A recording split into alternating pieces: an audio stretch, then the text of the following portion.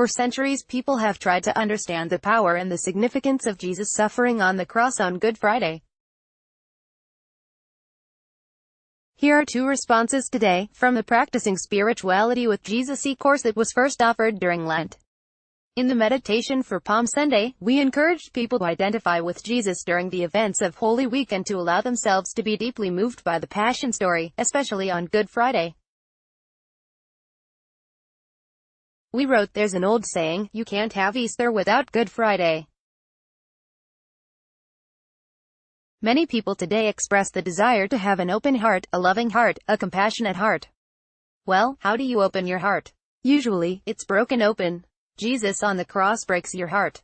He breaks it open. You can't look at the crucifixion without having an experience of compassion. Only a heart broken open, one that can have compassion for those who suffer, can truly appreciate the new life represented by Easter. The Practicing Spirituality with Jesus quotation for Good Friday is from the late Sri Aknathiswaran, an India-born spiritual teacher who founded the Blue Mountain Center of Meditation in California. For him, the cross represents a gift from infinite mercy, and our response must be to practice patience and mercy. One day our hosts, at a retreat in the Southwest, took us to see a stunning chapel built up against the red sandstone of the desert hills. As we entered, I felt as if I had received a blow.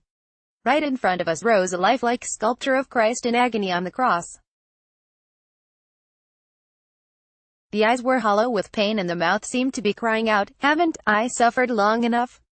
Can't you all join hands now and lift me down from this cross?" Whenever we utter an angry word or raise a hand against our neighbor, we are driving in another nail to keep Jesus up on that cross. The principle underlying the Passion is that out of His infinite mercy, the Lord has taken our suffering upon Himself. As long as any living creature has in pain, so is Jesus, for He lives at the heart of all. Wherever violence breaks out, no matter how cleverly we try to justify it, we are crucifying the Spirit of Christ. Patience and passion both come from a Latin word meaning to suffer or endure. When we speak of the Passion of Christ, we are recalling the suffering He endured on the cross. But it is good to realize that whenever we practice patience, cheery bearing with somebody who is irascible, or enduring discomfort rather than imposing it on others, in a small way we are embracing the principle of the Passion. Each of us can bear a little of such self-denial, and with practice, our shoulders can grow broad enough to carry some of the burden of those we love. In this way, the mystics tell us, by practicing mercy throughout our lives, we